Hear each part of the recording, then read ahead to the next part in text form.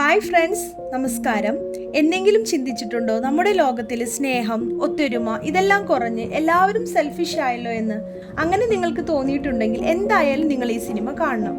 ഈ സിനിമയിലെ ഹീറോയിൻ അവളുടെ അച്ഛൻ്റെ കൂടെ താമസിക്കുന്നത് ഇഷ്ടമില്ലാതെ ഒറ്റയ്ക്ക് കഴിയാൻ വേണ്ടി ഒരു അപ്പാർട്ട്മെന്റിലേക്ക് താമസിക്കാൻ വരും.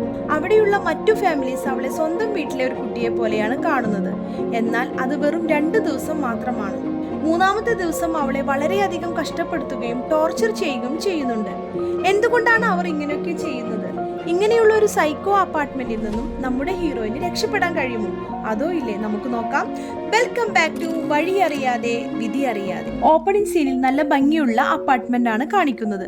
അവിടെയുള്ള ഓരോ കുടുംബവും നല്ല ഹാപ്പി ആയാണ് ഇരിക്കുന്നത്. മാത്രമല്ല എല്ലാവരും ഒരു കുടുംബം പോലെയാണ് സ്നേഹത്തോടെയാണ് കഴിയുന്നത്. ആ അപ്പാർട്ട്മെന്റിന്റെ പുറത്ത് ഒരു ബോർഡിൽ ഇവിടെ റൂം ഒഴിവുണ്ട് എന്ന് എഴുതി വെച്ചിട്ടുണ്ട്. ഇത് കണ്ടിട്ടാണ് നമ്മുടെ ഹീറോയിൻ സാറ അതിൻ്റെ ഉള്ളിലേക്ക് വരുന്നത്. വന്ന് ഡോറിന്റെ അരികിൽ നിന്നതും ഡോർ ഓപ്പൺ ആവുന്നുണ്ട്. അഡ്വാൻസ്ഡ് സെക്യൂരിറ്റി സിസ്റ്റമാണ് ഇവിടെയുള്ളത്. ഉള്ളിൽ വന്നതും നല്ല ക്യൂട്ടായ ഒരു ബോയ് നിൽക്കുന്നുണ്ട്. അവൻ പറഞ്ഞു, ഇവിടെ കള്ളന്മാരൊന്നും വരാതിരിക്കാൻ വേണ്ടിയാണ് ഇവിടെ ഇത്രയധികം സെക്യൂരിറ്റി സിസ്റ്റം എല്ലാം വെച്ചിട്ടുള്ളത്. നീ ഇതൊന്നും കണ്ട് പേടിക്കണ്ട. അവിടെ ഒരു റൂം വാടകയ്ക്ക് കൊടുക്കാൻ വെച്ചിട്ടുണ്ട്. അത് കാണാൻ ഒരുപാട് പേര് വന്നിട്ടുണ്ട്. അതൊക്കെ സാറ നോക്കിക്കൊണ്ടിരിക്കുമ്പോഴാണ് പെട്ടെന്ന് ജെറി വിളിച്ചു. ഞാനാണ് ഇവിടുത്തെ മാനേജർ, നീ റൂമൊക്കെ നോക്കിക്കോ എന്ന് പറഞ്ഞ് കാണിക്കുന്നുണ്ട്. അവിടെ തന്നെ വേറെ ഒരാളോട് ഇവിടെ പെറ്റ്സ് വളർത്താൻ പറ്റില്ല, സ്മോക്ക് ചെയ്യാനും പറ്റില്ല എന്നൊക്കെ പറയുന്നുണ്ട്.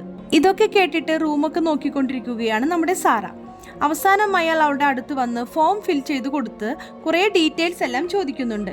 എന്തിനാ നീ ഒറ്റയ്ക്ക് താമസിക്കാൻ പോകുന്നത്? ഞാൻ പുതിയ ലൈഫ് സ്റ്റാർട്ട് ചെയ്യാൻ വേണ്ടിയാണ് ഇവിടേക്ക് വന്നിരിക്കുന്നത്. നിനക്ക് പെറ്റ്സ് ഉണ്ടോ? ഇല്ല എന്ന് അവൾ മറുപടി പറയുന്നുണ്ട്. അങ്ങനെ കട്ട് ചെയ്ത് പിന്നെ കാണിക്കുന്നത് അവൾ ഒരു ഹോട്ടലിൽ താമസിക്കുന്നതായിട്ടാണ്. അവളുടെ കൂടെ ഒരു പെറ്റുമുണ്ട്. അപ്പോഴാണ് അവളുടെ അച്ഛൻ ഫോൺ ചെയ്യുന്നത്. അവൾക്കും അവളുടെ അച്ഛനും എന്തോ പ്രശ്നമുണ്ടെന്ന് തോന്നുന്നു. അവൾക്ക് അച്ഛനെ തീരെ ഇഷ്ടമില്ല. അവൾ വിരലെല്ലാം ചൂണ്ടി സംസാരിക്കുന്നുണ്ട്.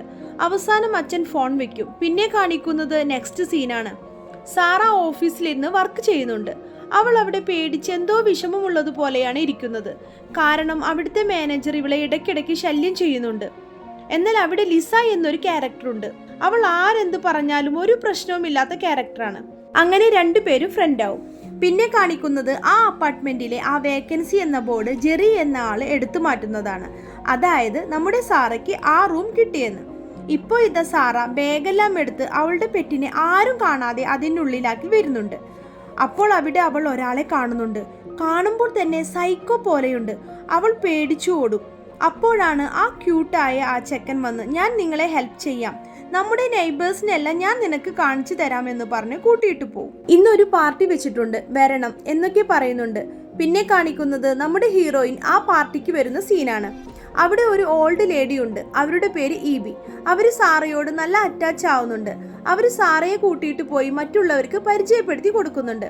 ഇപ്പോൾ സാറ ആലോചിക്കുന്നുണ്ട്, ഇവിടെ എല്ലാവരും നല്ല സ്നേഹത്തോടെയാണല്ലോ കഴിയുന്നത്. അപ്പോഴാണ് ആ സൈക്കോ പോലെ തോന്നുന്ന അയാൾ വന്ന് സാറയ്ക്ക് ഒരു ബുക്ക് കൊടുത്ത്, നീ ഈ ബുക്ക് വായിക്കണം, ഈ ബുക്കാണ് എൻ്റെ ലൈഫ് മാറ്റിയത് എന്ന് പറയുമ്പോൾ അവൾ വേണ്ട എന്ന് പറയുന്നുണ്ട്. അത് കേൾക്കുമ്പോൾ അയാൾ സൈക്കോ പോലെ തിരിച്ചു പോകും. അവിടെയുള്ള വേറെ ക്യാരക്ടറായ ബ്രെയിൻ എന്ന ആളോട് അവൾ ചിരിച്ച് സംസാരിക്കുന്നുണ്ട്. പാർട്ടിക്ക് ഇത്ര പേരേ ഉള്ളൂ എന്ന് ചോദിക്കുമ്പോൾ നമ്മളെല്ലാവരും ഇല്ലേ എന്ന് ചിരിച്ച് മറുപടി പറയുന്നുണ്ട്. നെക്സ്റ്റ് സീനിൽ കാണിക്കുന്നത് രാത്രി അവൾ ഉറങ്ങാൻ പോകുന്നതാണ്. അവളാണെങ്കിൽ രാത്രി ഒരു ഗുളിക കഴിക്കുന്നുണ്ട്. അത് ഡിപ്രഷനുള്ള ടാബ്ലറ്റ് ആണ്. അത് എടുത്തു നോക്കുമ്പോൾ അയ്യോ ഇത് കഴിഞ്ഞല്ലോ, ശരി ഓക്കെ ഉറങ്ങാം എന്ന് പറഞ്ഞ് അവൾ ഉറങ്ങാൻ കിടക്കും. പെട്ടെന്നാണ് അടുത്തു നിന്ന് വലിയ വലിയ സൗണ്ടൊക്കെ കേൾക്കുന്നുണ്ട്. പൈപ്പ് ഉടയ്ക്കുന്ന സൗണ്ട്, അങ്ങനെ പലതരം സൗണ്ട് കേൾക്കുന്നുണ്ട്. നന്നായി ഉറങ്ങാൻ പറ്റുന്നില്ല. പിറ്റേ ദിവസം രാവിലെ അവൾ അവളുടെ സാധനങ്ങളെല്ലാം എടുത്തു വരുന്നുണ്ട്. അവൾ ഫോണിൽ എൻ്റെ ഗുളിക കഴിഞ്ഞു, എപ്പോഴാണ് കിട്ടുക എന്ന് ചോദിക്കുന്നുണ്ട്. ഗുളിക വരാൻ കുറച്ച് ലേറ്റ് ആവുമെന്ന് അയാൾ മറുപടി പറയുന്നുണ്ട്. അപ്പോഴാണ് ആ ക്യൂട്ടായ ആ ബ്രെയിൻ വന്ന് ഇവളുടെ സാധനങ്ങളെല്ലാം എടുത്ത് ഹെൽപ്പ് ചെയ്യുന്നുണ്ട്. ശരി, ഇന്നെങ്കിലും നന്നായി ഉറങ്ങണമെന്ന് കരുതിയിരിക്കുമ്പോഴാണ് പെട്ടെന്ന് നോക്കുമ്പോൾ അവളുടെ ഹാളിൽ ആരോ പോകുന്നുണ്ടല്ലോ എന്ന് തോന്നി. അവൾ നോക്കുമ്പോൾ അയ്യോ എൻ്റെ ഡോർ ഓപ്പൺ ആണല്ലോ എന്ന് പറഞ്ഞ് പുറത്തു നോക്കുമ്പോഴാണ് നമ്മുടെ ഈഡി എന്തോ കുടിച്ച ആൾക്കാരെ പോലെ നടക്കുന്നുണ്ടായിരുന്നു. അവൾ അവരെ പിടിച്ച് റൂമിൽ കൊണ്ടുപോയി വിടും. ഇപ്പോഴാണ് അവൾ കാണുന്നത് ആ സൈക്കോ പോലുള്ള ആൾ കൊടുത്ത ആ ബുക്ക് അവിടെ ഇരിക്കുന്നുണ്ട്. സാറ ചോദിക്കും, ആ സൈക്കോ പോലുള്ള ആൾ തന്ന ബുക്കല്ലേ ഇത്? അയ്യോ അവൻ സൈക്കോ ഒന്നുമല്ല. ഇപ്പോൾ അടുത്താണ് അവൻ്റെ വൈഫ് ക്യാൻസർ രോഗം വന്ന് മരിച്ചത്. അയ്യോ പാവം എന്ന് പറഞ്ഞ് അങ്ങനെ കട്ട് ചെയ്ത് പിറ്റേ ദിവസം രാവിലെ അവൾ ഹാളിൽ നിൽക്കുമ്പോഴാണ് അവളുടെ ഡോറിന്റെ അടുത്ത് നിന്ന് ഒരു ലെറ്റർ കിട്ടുന്നത്. അവൾ അത് ഓപ്പൺ ചെയ്ത് നോക്കുമ്പോഴാണ് അവൾ കാണുന്നത്, നിനക്കറിയില്ലേ പെറ്റ്സ് എല്ലാം അലൗഡ് അല്ല, നിനക്കറിയില്ലേ, നിന്റെ കൂടെ പെറ്റുണ്ടല്ലോ. അത് വായിച്ചതും അവൾക്ക് ആകെ ഷോക്കാവും. ആരാ എഴുതിയെന്ന് അറിയാൻ പുറത്തു വന്ന് നോക്കുമ്പോൾ കുറെ ഫാമിലി അവിടെ ഇരിക്കുന്നുണ്ട്. ആരെയും സംശയിക്കാനാവില്ല എന്ന് വിചാരിച്ചിരിക്കുമ്പോഴാണ് ആ സൈക്കോ പോലുള്ള ആൾ നടന്നു വരുന്നത്. ഇവനാവും, അവനെ ഇന്ന് ശരിയാക്കി തരാമെന്ന് പറഞ്ഞ് നടന്നു വരുമ്പോഴാണ് പെട്ടെന്ന് ബ്രെയിൻ വന്ന് മുന്നിൽ വരുന്നത്. ഇന്ന് എൻ്റെ വീട്ടിൽ നൈറ്റ് പാർട്ടി ഉണ്ട്, എന്തായാലും വരണം എന്നൊക്കെ പറയുമ്പോൾ ഇവിടെ ഡെയിലി പാർട്ടിയാണല്ലോ, എനിക്കിന്ന് കുറച്ച് വർക്കുണ്ട്, വർക്ക് കഴിഞ്ഞാൽ ഞാൻ വരാം എന്ന് പറഞ്ഞ് അവൾ ഓഫീസിൽ പോവും. അവിടെ അവൾ പെർമിഷൻ ചോദിക്കുന്നുണ്ട്, ബട്ട് കിട്ടിയില്ല. അതിൽ ദേഷ്യം വന്നിരിക്കുകയാണ് സാറ. അപ്പോഴാണ് അവൾ ലിസയോട് പറയുന്നത്, ഞാൻ അപ്പാർട്ട്മെന്റിൽ വന്നതിന് ശേഷം ശരിക്കും ഉറങ്ങിയിട്ടില്ല, എന്തോ എനിക്ക് ഉറക്കം കിട്ടുന്നില്ല. ലിസ, അതൊക്കെ നിനക്ക് കുറച്ച് കഴിഞ്ഞാൽ സെറ്റാവും, ഇന്ന് വേണമെങ്കിൽ ഞാൻ നിന്റെ കൂടെ വരാം എന്ന് പറഞ്ഞ് ജോലി കഴിഞ്ഞ് സംസാരിച്ച് റൂമിലേക്ക് വരുന്നുണ്ട്. അപ്പോഴാണ് നമ്മുടെ ബ്രെയിൻ ഞാൻ നിങ്ങൾ വരുമെന്ന് കരുതി കാത്തിരുന്നു എന്നൊക്കെ പറയുമ്പോൾ സോറി ലേറ്റായി, അതുകൊണ്ടാണ്. ഓക്കെ കുഴപ്പമില്ല, കുറച്ച് കഴിഞ്ഞ് വന്നാലും മതി. ഡെസേർട്ട് എല്ലാം അപ്പോഴാണ് സെർവ് ചെയ്യുന്നത്. പിന്നെ കാണിക്കുന്നത് സാറയും ലിസയും അവരുടെ കാര്യങ്ങളെല്ലാം ഷെയർ ചെയ്ത് സംസാരിച്ചു കൊണ്ടിരിക്കുന്നതാണ്. ഇത്രയും നാൾ ഞാൻ അച്ഛൻ്റെ കൂടെയാണ് കഴിഞ്ഞത്, അതെനിക്ക് ഇഷ്ടമല്ല, ഇനി ഞാൻ ഒറ്റയ്ക്ക് ജീവിക്കാനാണെന്ന് വിചാരിക്കുന്നു. ലിസ പറയുന്നുണ്ട്, നിനക്കൊരു കാര്യം ഇഷ്ടമില്ലെങ്കിൽ നീ അത് വിട്ടോ, നിനക്ക് ഇഷ്ടപ്പെട്ട കാര്യങ്ങൾ മാത്രം നീ ചിന്തിക്കേ, നീ ഒറ്റയ്ക്കാണെന്ന് ഒരിക്കലും ചിന്തിക്കണ്ട, ഞാനുണ്ട് നിനക്ക് കൂടെ. ഈ അപ്പാർട്ട്മെന്റ് കാണാൻ നല്ല ഭംഗിയുണ്ട്, ഇത്രയും കുറഞ്ഞ റേറ്റിന് ഇങ്ങനെ ഒരു റൂം കിട്ടില്ല, എനിക്കും ഇവിടെ ഒരു റൂം കിട്ടിയാൽ ഞാനും ഇങ്ങോട്ട് വരും. അത് പറഞ്ഞ് ലിസ പോവും. സാറ ഉറങ്ങിക്കൊണ്ടിരിക്കുമ്പോൾ പെട്ടെന്ന് കരിഞ്ഞ സ്മെൽ വരുന്നുണ്ട്.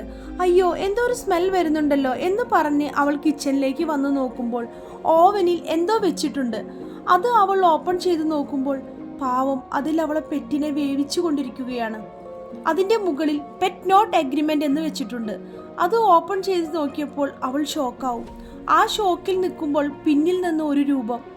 അത് നോക്കി പേടിച്ച് അവൾ സൈക്കോ എന്ന് കരുതി, ലെസ്റ്റർ എന്താണിത് എന്ന് പറഞ്ഞ് നിൽക്കുമ്പോഴാണ് ആ ലൈറ്റ് ഓൺ ആവുന്നത്. അത് നമ്മളുടെ ബ്രെയിൻ ആണ്. നീ എന്താ ഇവിടെ എന്താ ചെയ്യുന്നത്?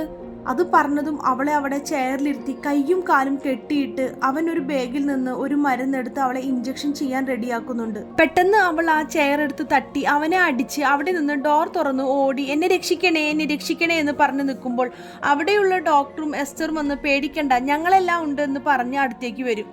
ബ്രെയിൻ സോറി ഞാൻ അറിയാതെ ചെയ്തതാണ് എന്ന് പറയുമ്പോൾ ആ എസ്റ്റർ പറയും, ഒരു പണി തന്നാൽ നിനക്ക് ശരിക്കും ചെയ്യാൻ പറ്റില്ലേ? അത് കേൾക്കുമ്പോൾ സാറ ശരിക്കും ഞെട്ടും. അവൾ നോക്കുമ്പോൾ അവിടെ എല്ലാവരും ഒരു പ്രശ്നവും ഇല്ലാത്ത പോലെ നിൽക്കുന്നുണ്ട്, ആരും ഹെൽപ്പ് ചെയ്യാൻ വരുന്നില്ല. ഇപ്പോഴാണ് ആ ജെറി വരുന്നത്. നിനക്കൊന്നും പറ്റിയില്ലല്ലോ, ശരി എല്ലാവരും പോയി കിടന്നുറങ്ങ് എന്ന് പറഞ്ഞ് അവളെ പിടിച്ച് കിടത്തി കഴുത്തിൽ ഒരു ഇഞ്ചക്ഷൻ ചെയ്യും. പിന്നീട് അവൾ കൺ തുറന്നു നോക്കുമ്പോൾ മെന്റൽ ഹോസ്പിറ്റൽ പോലെയുള്ള ഒരു സ്ഥലത്താണ്. ഒരു യൂണിഫോം ഇട്ട് കൊടുത്ത് ഒരു റൂമിൽ ഇരുത്തിയിട്ടുണ്ട്. ഫുൾ റൂം ബ്ലോക്ക് ചെയ്തു വെച്ചിരിക്കുകയാണ്.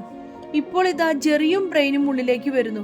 സാറ പറയും, നിങ്ങളെ എന്തായാലും പോലീസ് പിടിക്കും എന്നൊക്കെ പറയുമ്പോൾ നിന്റെ അക്കൗണ്ട് എല്ലാം ഞങ്ങൾ ബ്ലോക്ക് ആക്കിയിട്ടുണ്ട്, പിന്നെ നിനക്ക് ഇവിടെ ആരാ ഉള്ളത്? ആകെയുള്ളത് ഓഫീസ് ഫ്രണ്ടാണ്, അവളെയും നിന്നെയും ഞങ്ങൾ തമ്മിലടിപ്പിച്ച് വെച്ചിട്ടുണ്ട്, പിന്നെ നിന്റെ കാര്യം ചോദിക്കാൻ ആര് വരുന്നു എന്ന് പറഞ്ഞ് അവർ ഒരു വോയിസ് കേൾപ്പിക്കുന്നുണ്ട്. ഇവരുടെ ഓഫീസിലെ മാനേജറിനെ പറ്റി സാറയും ലിസയും മോശപ്പെട്ട് സംസാരിക്കുന്നുണ്ട്. അതൊരു വോയിസ് ആയിട്ട് സെറ്റ് ചെയ്ത് മാനേജറിന് കാണിക്കുന്നത് പോലെ നമ്മുടെ ലിസയ്ക്ക് ഇവർ അയച്ചു കൊടുത്തിട്ടുണ്ട്. ലിസ അത് വായിച്ച് ദേഷ്യപ്പെട്ട് വോയിസ് മെസ്സേജ് തിരിച്ചയച്ചിട്ടുണ്ട്. ഇതാണ് സാറയെ ഇവർ കേൾപ്പിക്കുന്നത്. ഇത് കേട്ടതും സാറ ചോദിക്കുന്നുണ്ട്, നിങ്ങൾക്ക് എന്താ വേണ്ടത്? നീ ഞങ്ങൾ പറഞ്ഞതുപോലെ നടന്നോ, അല്ലെങ്കിൽ നിനക്ക് നല്ല പനിഷ്മെന്റ് ഉണ്ടാവും. അത് പറഞ്ഞ് അവർ സൈക്കോ പോലെയുള്ള ആളെ വിളിച്ച് കാണിക്കുന്നുണ്ട്. ഇതാ നോക്ക്, അവന്റെ ചെവി കണ്ടില്ലേ, പകുതിയില്ല. ഇനി നീ അവന്റെ കണ്ണ് നോക്ക്, ഇവിടെ നിന്ന് രക്ഷപ്പെടാൻ നോക്കിയതാ, അവന്റെ കണ്ണും പോയി. ഇതൊന്നും നിനക്ക് നടക്കാതിരിക്കണമെങ്കിൽ ഞങ്ങൾ പറഞ്ഞത് നീ കേൾക്കേണ്ടി വരും. അവൾ ആ പേടിയിൽ ഓക്കെ എന്ന് പറയും. അതിനുശേഷം ബ്രെയിൻ വന്ന് ചുമരിൽ 2 കൈയും വെച്ച് നീ പിന്നിലേക്ക് നീങ്ങി നിൽക്കണം. നല്ല വേദനയുള്ള ഒരു പൊസിഷനാണിത്.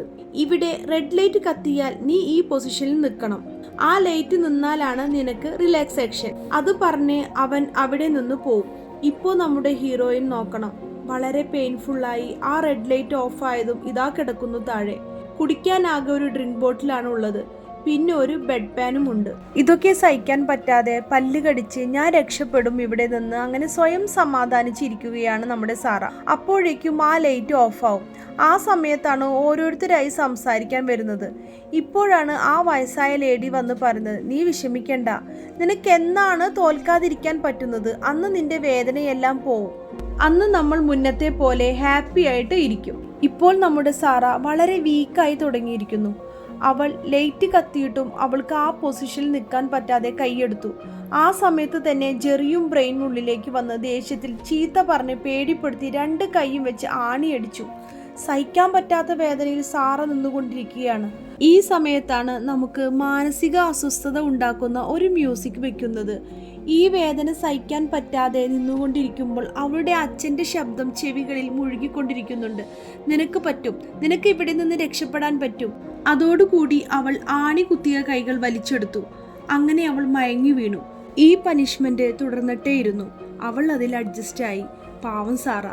ഇപ്പോഴാണ് ജെറിയും ബ്രെയിനും ഉള്ളിൽ വരുന്നത്. അവളെ കെട്ടിപ്പിടിച്ച്, ഞാൻ വിചാരിച്ചതിലും പെട്ടെന്ന് നീ ടെസ്റ്റ് എല്ലാം പാസ്സായി. നമ്മുടെ ഹീറോയിൻ എന്താ ഇവർ പറയുന്നതെന്ന് അറിയാതെ സ്റ്റാച്ചു മാതിരി നിൽക്കുന്നുണ്ട്. അവളെ ഒരു സൈഡിലിരുത്തി അവളുടെ മുടിയെല്ലാം തലോടി ഡോക്ടർ പറഞ്ഞു, കറക്റ്റ് സൈഡിലാണ് നിന്റെ കയ്യിൽ അടിച്ചിട്ടുള്ളത്, നിനക്കൊന്നും പറ്റില്ല, എല്ലാം ശരിയാവും എന്ന് പറഞ്ഞ് ഡോക്ടർ കൈ കാണിക്കുന്നുണ്ട്. ഡോക്ടറുടെ കയ്യിലും ആണിയടിച്ച പാടുണ്ട്. ഇപ്പോൾ നമ്മുടെ ഹീറോയിനെ പുതിയ ഡ്രസ്സ് ഇട്ട് കൊടുത്ത് പുറത്തേക്ക് കൊണ്ടുവരുന്നുണ്ട്. 4 ദിവസത്തിന് ശേഷമാണ് സൂര്യന്റെ വെളിച്ചം കാണുന്നത്. അവൾക്ക് ഇപ്പോൾ ഒരു ഇന്റർവ്യൂ നടന്നുകൊണ്ടിരിക്കുകയാണ്. ലൈറ്റ് ഡിറ്റക്ടർ വെച്ച് ടെസ്റ്റ് ചെയ്തുകൊണ്ടിരിക്കുകയാണ്. ഇവൾ പറയുന്നത് സത്യമാണോ നുണയാണോ എന്നൊക്കെ ഇവർ ചെക്ക് ചെയ്യുന്നുണ്ട്. അവളോട് കുറേ ക്വസ്റ്റ്യൻ ചോദിക്കുന്നുണ്ട്. അടുത്ത ലെവലിൽ പോകാൻ വേണ്ടിയാണ്. നീ എന്ത് സെക്സാണ് ആഗ്രഹിക്കുന്നത് എന്നൊക്കെ ചോദിക്കുമ്പോൾ നമ്മുടെ സാറയ്ക്ക് ഒരു ജാതി പോലെയാവും. എനിക്ക് ആണുങ്ങളോടാണ് ഇൻട്രസ്റ്റ് എന്ന് പറയും. അപ്പോൾ ജെറി വന്നൊരു ബുക്ക് കൊടുക്കും. ഈ ഫ്ലാറ്റിൽ നിൽക്കണമെങ്കിൽ നീ ഈ ബുക്ക് ഫോളോ ചെയ്യണം. ഇവർ ചെയ്യുന്നത് എന്താണെന്നറിയുമോ? അസൂയ, വേർതിരിവ്, സ്വാർത്ഥത ഒന്നുമില്ലാതെ ജീവിക്കുന്ന ഒരു ടീമായി ജീവിക്കാൻ വേണ്ടി ഇവർ ട്രൈ ചെയ്യുന്നുണ്ട്. ഈ അപ്പാർട്ട്മെന്റ് തന്നെ ഒരു ജയിൽ പോലെയാണ്. ഇവിടുത്തെ ആൾക്കാർക്ക് സ്വാർത്ഥത ഉണ്ടാവില്ല, നല്ല സ്നേഹത്തോടെ ഇരിക്കും. ഓരോരുത്തരും അങ്ങോട്ടും ഇങ്ങോട്ടും നല്ല സ്നേഹത്തിലായിരിക്കും. ഈ ടീമിന്റെ ഹെഡ് പറയുന്നതാണ് ഇവരെല്ലാം കേൾക്കേണ്ടത്. ഇതൊരു സമുദായമായി ഇവിടെ ഇരുന്നാലും ഇത് പുറത്തേക്ക് കൊണ്ടുവരാൻ വേണ്ടി അവർ കുറേശ്ശെ ട്രൈ ചെയ്യുന്നുണ്ട്. അങ്ങനെ ഈ ലോകം തന്നെ ഞങ്ങൾ മാറ്റും, അങ്ങനെയൊക്കെ വിചാരിച്ചിട്ടാണ് അവർ ഇതിൻ്റെ ഉള്ളിൽ കഴിഞ്ഞുകൊണ്ടിരിക്കുന്നത്. ഇതൊക്കെ വായിച്ചിട്ട് നമ്മുടെ ഹീറോയിന് ഒന്നും മനസ്സിലാവുന്നില്ല. ജെറി മാത്രമാണോ ഇങ്ങനെയെന്ന് നമ്മൾ വിചാരിക്കരുത്. അവിടെ കഴിയുന്ന ഓരോരുത്തരും അങ്ങനെയാണ്. സാറയ്ക്ക് ഒന്നും മനസ്സിലാവുന്നില്ല. എങ്കിലും അവൾ ആ ബുക്ക് വായിക്കാൻ തുടങ്ങും. അതേ സമയത്ത് അവിടെയുള്ള കാര്യങ്ങൾ ചുറ്റിക്കാണിക്കുന്നുണ്ട്. നമ്മളെല്ലാവരും ചേർന്ന് ഒരു കമ്മ്യൂണിറ്റി ഉണ്ടാക്കാൻ പോവുകയാണ്. അതിലേക്ക് ഞങ്ങൾ നിന്നെ സെലക്ട് ചെയ്തിട്ടുണ്ട്. അതിൽ നിനക്ക് ചെറിയ ടെസ്റ്റൊക്കെ ഉണ്ടാവും. നിന്നെ ട്രെയിൻ ചെയ്ത് കൊണ്ടുവരികയാണ്. അപ്പോൾ അടുത്ത ഇൻ്റർവ്യൂവിൽ ജെറി ചോദിക്കുന്നുണ്ട്, നിനക്ക് ഈ സമുദായത്തിൽ ചേരാൻ ഇൻട്രസ്റ്റ് ഉണ്ടോ? നമ്മുടെ ഹീറോയിൻ ഡബിൾ മൈൻഡ് ആയിട്ടാണ് പറയുന്നത്. അതും ലൈറ്റ് ഡിറ്റക്ടറിൽ കാണിക്കുന്നുണ്ട്. എന്നെ എന്തിനാ സെലക്ട് ചെയ്തത്? നിന്നെപ്പോലുള്ള കുട്ടികൾ തെറ്റായ രീതിയിലാണ് വളർന്നുകൊണ്ടിരിക്കുന്നത്. സ്നേഹം, കരുണ ഇതെല്ലാം ഇല്ലാതെ നിങ്ങളെല്ലാം തിരുത്തി നല്ലൊരു രീതിയിൽ കൊണ്ടുവരണം. ഇത് കേട്ടപ്പോൾ സാറ ഞെട്ടു. എന്നാൽ നമ്മുടെ സാറ ഡെയിലി ആ ബുക്ക് വായിക്കുന്നുണ്ട്. ജെറി ചോദിക്കുന്നുണ്ട്, നിനക്ക് ഈ കമ്മ്യൂണിറ്റിയിൽ ചേരാൻ ആഗ്രഹമുണ്ടോ? സാറ ആ എന്ന് പറയുന്നുണ്ടെങ്കിലും അവർ സാറ്റിസ്ഫൈഡ് ആവുന്നില്ല. അതുകൊണ്ട് വേറെ ഒരു പണിക്ക് അയക്കും.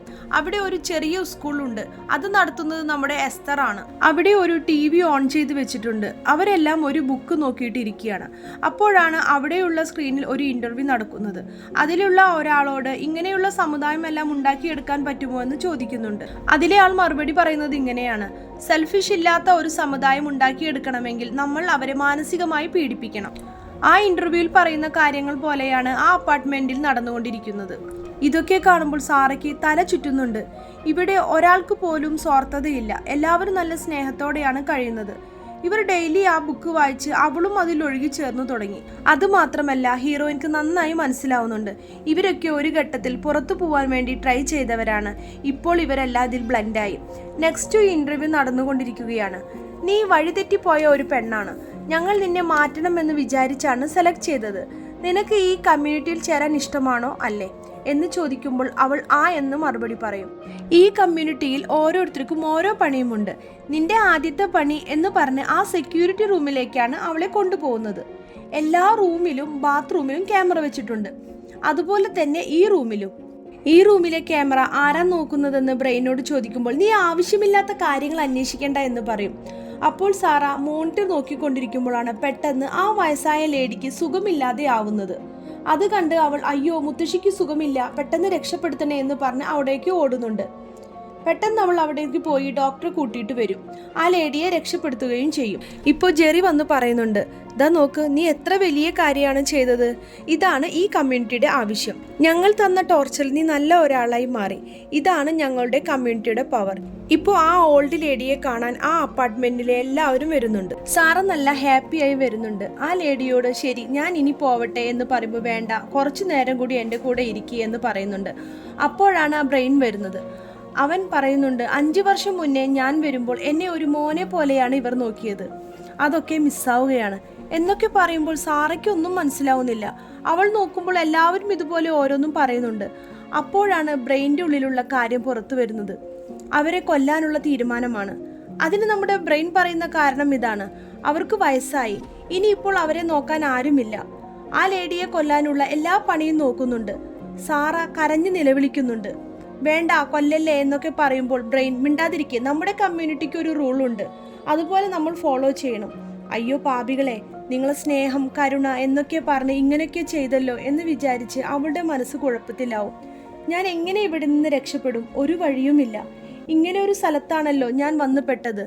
പിന്നെ കാണിക്കുന്നത് ബ്രെയിൻ അവളോട് സംസാരിച്ച് നിൽക്കുന്നതാണ്. 5 വർഷങ്ങൾക്ക് മുന്നെയാണ് ഞാൻ ഇവിടെ വന്നത്, നിന്നേക്കാൾ ഞാൻ കഷ്ടപ്പെട്ടു. പിന്നെയാണ് മനസ്സിലായത് ഇതൊരു നല്ല കമ്മ്യൂണിറ്റി, ഇതാണ് നല്ല ലൈഫ്, ഇവിടെയുള്ളവർ എല്ലാവരും നല്ല സ്നേഹമാണ്. ഞാൻ പുറത്താണ് കഴിഞ്ഞിരുന്നുവെങ്കിൽ എൻ്റെ സ്വന്തം ഫാമിലിക്ക് പോലും ഇത്രയും സ്നേഹം ഉണ്ടാവില്ലായിരുന്നു. ഇതൊക്കെ കേട്ടിട്ട് അവൾ ഒരു സ്റ്റാച്ചു പോലെ നോക്കി നിൽക്കുന്നുണ്ട്. ഒന്നും ചെയ്യാൻ പറ്റില്ല എന്ന് വിചാരിച്ച്. അടുത്ത ഇൻ്റർവ്യൂവിൽ അവൾ എനിക്ക് ഈ കമ്മ്യൂണിറ്റിയിൽ ചേരാൻ ഇഷ്ടമാണെന്ന് പറയും. പിന്നീട് അവളുടെ കണ്ണുകൾ കെട്ടി ഒരു സ്ഥലത്തേക്ക് കൊണ്ടുവരുന്നുണ്ട്. അവിടെയുള്ളവർ ക്ലാപ്പ് എല്ലാം ചെയ്യുന്നുണ്ട്. ഈ കമ്മ്യൂണിറ്റിയിലുള്ളവർ പുറത്തേക്ക് ഒന്നും പോവാൻ പറ്റില്ല, അത്രയ്ക്കും വിശ്വാസമുള്ളവരെ മാത്രമേ പുറത്തേക്ക് വിടൂ. ആ ഡോർ എപ്പോഴും ലോക്കായിരിക്കും. ഇത് ഓപ്പൺ ചെയ്യുന്ന കീ ജെറിയുടെ കയ്യിലാണ്. പിന്നീട് നമ്മുടെ സാറയെ കൂട്ടിയിട്ട് വരുന്നുണ്ട്. എല്ലാവരും പിന്നെയും ക്ലാപ്പ് ചെയ്യുന്നുണ്ട്. എന്നിട്ട് മുട്ടുകുത്തി നിൽക്കാൻ പറയും. എന്തിനെന്നറിയാതെ അവൾ മുട്ടുകുത്തി നിൽക്കുന്നുണ്ട്. പിന്നെയാണ് മനസ്സിലാവുന്നത് നമ്മുടെ കുട്ടികൾക്ക് കാതു കുത്തുന്നത് പോലെ എന്തോ ചൂടാക്കി കാതിൽ വെക്കുന്നുണ്ട്. എല്ലാവരും ക്ലാപ്പ് ചെയ്യുന്നുണ്ട്. അവരുടെ കമ്മ്യൂണിറ്റിയിൽ ചേർന്ന സന്തോഷമാണ് അവർക്ക്. കേക്കൊക്കെ കൊണ്ടുവരുന്നുണ്ട്.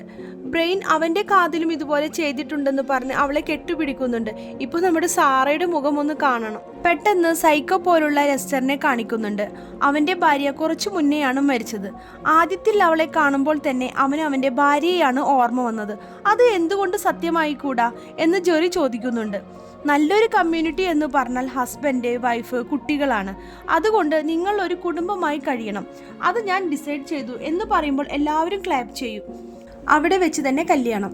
സാറ എന്തൊക്കെ നടക്കുന്നത് എന്നറിയാതെ നിൽക്കുമ്പോൾ അവൻ അവളെ കെട്ടിപ്പിടിക്കുന്നുണ്ട്. നേരെ ഒരു ബെഡ്റൂമിലേക്ക് കൂട്ടിയിട്ട് പോവും. അവൾ ചോദിക്കും, അപ്പോൾ എൻ്റെ റൂം എവിടെ? അത് പുതിയതായി വരുന്നവർക്ക് കൊടുക്കുന്ന റൂമാണ്. ഇനി മുതൽ നമ്മുടെ റൂം ഇതാണ്.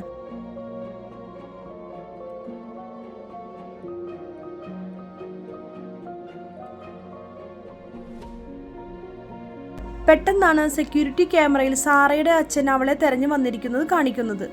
അവൾ വിചാരിക്കും എങ്ങനെയെങ്കിലും അച്ഛനെ വെച്ച് എനിക്ക് രക്ഷപ്പെടാൻ പറ്റുമോ എന്നറിയില്ല എന്നാലോചിച്ച് നിൽക്കുമ്പോഴാണ് ജെറി വിളിച്ച്, ഇനി മുതൽ നീ കമ്മ്യൂണിറ്റിയുടെ ആളാണ്, അതുപോലെ നീ അച്ഛനോട് സംസാരിക്കണം. ശരി, ഞാൻ നോക്കിക്കോളാം എന്ന് പറഞ്ഞ് അവൾ അച്ഛൻ്റെ അടുത്തേക്ക് പോവും. അച്ഛനോട് വളരെ ദേഷ്യത്തിലാണ് സംസാരിക്കുന്നത്. ശരിക്കും അച്ഛൻ്റെ അടുത്തു നിന്ന് വരാനുള്ള കാരണം അവളുടെ അമ്മ മരിക്കാൻ കിടക്കുമ്പോൾ വേറെ ഒരു പെണ്ണുമായി അടുപ്പമുണ്ടായിരുന്നു. ആ ദേഷ്യത്തിലാണ് അവൾ അച്ഛനുമായി ദേഷ്യപ്പെട്ട് ഇരുന്നിരുന്നത്. ഇപ്പോൾ അച്ഛനെ എങ്ങനെയെങ്കിലും രക്ഷിക്കണം, ഇവിടെ നിന്ന് എങ്ങനെയെങ്കിലും പറഞ്ഞയക്കണം എന്ന് കരുതി ദേഷ്യപ്പെടുന്നുണ്ട്. എങ്ങനെയൊക്കെ ഇപ്പോൾ ദേഷ്യപ്പെട്ടാലും അച്ഛൻ വളരെ സ്നേഹത്തോടെയാണ് പെരുമാറുന്നത്. അവൾക്കിത് കണ്ട് സങ്കടം വന്ന് അച്ഛനെ കെട്ടിപ്പിടിച്ച് കരയാൻ തുടങ്ങും. അപ്പോൾ ഇതാ ബ്രെയിൻ വന്ന് പിന്നിൽ കത്തിയെടുത്ത് കൊല്ലാൻ നിൽക്കുന്നു. ഇത് കണ്ടതും അവൾ വളരെ ദേഷ്യത്തോടെ അച്ഛനോട് പിന്നെയും സംസാരിക്കാൻ തുടങ്ങും. ശരി, ഇനി ഞാൻ ഒരിക്കലും വരില്ല എന്ന് പറഞ്ഞ് ദേഷ്യം പിടിച്ച് സാറയ്ക്ക് ഇന്നാ പിടിച്ചോ എന്ന് പറഞ്ഞ് മുഖത്തേക്ക് ഒരടി. ഇനി ഞാൻ മരിച്ചാലും നീ വരണ്ട എന്ന് പറഞ്ഞ് അച്ഛൻ തിരിച്ചു പോവും. ബ്രെയിൻ, നീ വിഷമിക്കണ്ട, നിനക്ക് ഞങ്ങളുണ്ട് എന്ന് പറഞ്ഞ് സമാധാനിപ്പിക്കുന്നുണ്ട്. ഇപ്പോൾ അവൾ ലെസ്റ്ററിന്റെ റൂമിലേക്ക് പോവും. അവൻ പറയുന്നുണ്ട്, ഞാൻ വന്നിട്ട് 9 വർഷമായി. എനിക്ക് ഇവിടെ നിന്ന് രക്ഷപ്പെടാൻ ഒരു വഴിയും ഉണ്ടായിരുന്നില്ല. അവസാനം ഞാൻ സൂയിസൈഡ് ചെയ്യാൻ വരെ ട്രൈ ചെയ്തു, ഒന്നും നടന്നില്ല. പിന്നെ ഞാൻ ഇവിടെ സെറ്റായി. അങ്ങനെ കഴിയുമ്പോഴാണ് എനിക്കൊരു വൈഫിനെ കിട്ടിയത്. പിന്നീട് അവൾ സുഖമില്ലാതെ മരിച്ചുപോയി. എന്നാൽ എനിക്ക് ഇപ്പോൾ നിന്നെ കിട്ടി. അവൾക്കൊരു കാര്യം മനസ്സിലായി. എല്ലാവരും ഒരു വഴിയില്ലാതെയാണ് ഇവിടെ അഡ്ജസ്റ്റ് ചെയ്ത് നിന്നിരുന്നത്. നെക്സ്റ്റ് സീനിൽ കാണിക്കുന്നത് അവൾ സെക്യൂരിറ്റി റൂമിൽ ക്യാമറ നോക്കിക്കൊണ്ടിരിക്കുമ്പോഴാണ് അവൾക്ക് മനസ്സിലാവുന്നത് ഇവർ അടുത്ത ഇരയെ തേടിക്കൊണ്ടിരിക്കുകയാണെന്ന്. അപ്പാർട്ട്മെന്റിൽ ഒരു റൂം ഒഴിവുണ്ടെന്ന് പറഞ്ഞ് ബോർഡ് വെച്ചിട്ടുണ്ട്. പുതുതായി ഒരുപാട് പേർ വരുന്നുണ്ട്. അതിൽ നമ്മുടെ ലിസ റൂം തെരഞ്ഞു വന്നിട്ടുണ്ട്. സാധാരണ ഇവർ ചെയ്യുന്നത് പോലെ ജെറി പോയി സംസാരിച്ച് അവളെ സെലക്ട് ചെയ്യുന്നുണ്ട്. ലിസയും അവളുടെ പെട്ടിയെല്ലാം എടുത്തു വരുന്നുണ്ട്. ബ്രെയിൻ അതെല്ലാം വാങ്ങി നല്ല ഹാപ്പിയായി റൂമിൽ കൊണ്ടുപോകും. പിന്നെ പുതിയതായി വന്ന് എല്ലാവരെയും ചെയ്യുന്നത് പോലെ തന്നെ രാത്രിയിൽ ഒരുമാതിരി സൗണ്ടും പേടിപ്പെടുത്തുന്ന ശബ്ദവും കാട്ടി ഉറങ്ങാൻ പറ്റാത്ത അവസ്ഥയിലേക്ക് ലിസയെ കൊണ്ടുവരും. അപ്പോഴാണ് ജെറി സാറയോട് നീയാണ് അവളെ നമ്മുടെ കമ്മ്യൂണിറ്റിയിലേക്ക് കൊണ്ടുവരേണ്ടത്, അതാണ് നിന്റെ പണി എന്നൊക്കെ പറയുമ്പോൾ അവൾ ലിസയെ കാണാൻ വേണ്ടി പോവും. നീ ഇതൊക്കെ മറികടന്നാലേ നിനക്ക് ഞങ്ങളുടെ കമ്മ്യൂണിറ്റിയിൽ ചേരാൻ പറ്റൂ എന്ന് പറയുമ്പോൾ ലിസ ദേഷ്യം വന്ന് നിനക്ക് എന്താ പറ്റി, എല്ലാവരും ചേർന്ന് നിന്നെ മാറ്റിയോ? അതൊന്നുമില്ല എന്ന് പറഞ്ഞ് സാറ അഭിനയിച്ച് അവളോട് സംസാരിക്കുന്നുണ്ട്. എങ്ങനെയെങ്കിലും ലിസയെ രക്ഷിക്കണം എന്നൊക്കെ വിചാരിച്ച് അവൾ ട്രൈ ചെയ്യുന്നുണ്ട്. ലിസ ഭ്രാന്ത് പിടിച്ച അവസ്ഥയിലാണ്. പെട്ടെന്ന് ജെറി വന്ന് ഇവൾ നമ്മുടെ വഴിക്ക് വരുമെന്ന് തോന്നില്ല, അതുകൊണ്ട് തന്നെ ആ ഒറ്റ കണ്ണന് ആദ്യം കാതാണ് ഡാമേജ് ആക്കിയത്, അതുപോലെ ഇവൾക്കും ചെവി ഡാമേജ് ആക്കാം എന്ന് പറഞ്ഞ് ട്രൈ ചെയ്യാൻ വേണ്ടി മൂർച്ചയുള്ള കമ്പിയെടുത്ത് ചുറ്റിക കൊണ്ട് അടിക്കാൻ വേണ്ടി നിൽക്കുമ്പോൾ നമ്മുടെ ഹീറോയിന് പേടിയാവും. അപ്പോൾ ഇതാ നമ്മുടെ ജെറിക്ക് ദേഷ്യം വന്ന് ഉറക്കെ സംസാരിക്കും. നീ എന്താ ഇപ്പോൾ ഇങ്ങനെ? നിനക്ക് നല്ല രീതിയിൽ ട്രെയിനിങ് തന്നതല്ലേ, നോക്കി നിൽക്കാതെ ഈ കമ്പി പിടിക്ക്. ആ കമ്പി നമ്മുടെ ഹീറോയിന്റെ കയ്യിൽ കൊടുത്ത് അടിക്കാൻ പോകുമ്പോൾ പെട്ടെന്ന് സാറയ്ക്ക് ദേഷ്യം വന്ന് ആ മുനയുള്ള കമ്പി കൊണ്ട് ജെറിയുടെ കഴുത്ത് നല്ലൊരു കുത്ത്. ഇപ്പോൾ നമ്മുടെ ജെറിക്ക് ഒന്നും ചെയ്യാൻ പറ്റുന്നില്ല. ബട്ട് ഇതൊക്കെ വീഡിയോയിൽ എല്ലാവരും കാണുന്നുണ്ടല്ലോ. അപ്പോൾ ഇതാ ഫുൾ സൈഡിൽ അലാം അടിക്കാൻ തുടങ്ങും. ഹീറോയിൻ വേറെ വഴിയില്ലാതെ ലിസ ആദ്യം വാ, നമുക്ക് ഇവിടെ നിന്ന് രക്ഷപ്പെടാമെന്ന് പറഞ്ഞ് കയ്യിൽ ചുറ്റികയും എടുത്ത് പുറത്തേക്ക് വരും. കറക്റ്റ് പുറത്തേക്ക് വരുമ്പോൾ ലിസയുടെ തല ചിതറുന്നു. എന്താണെന്ന് നോക്കുമ്പോൾ ജെറിയുടെ കയ്യിലെ ഗൺ വെച്ച് ലിസയെ കൊന്നു. ഇത്ര നാളായിട്ട് അയാളോടുണ്ടായിരുന്ന ദേഷ്യം, ഫ്രണ്ടിനെ കൊന്നതിന്റെ പ്രതികാരം, അതൊക്കെ ജെറിയെ കുത്തി പ്രതികാരം വീട്ടുകയാണ്.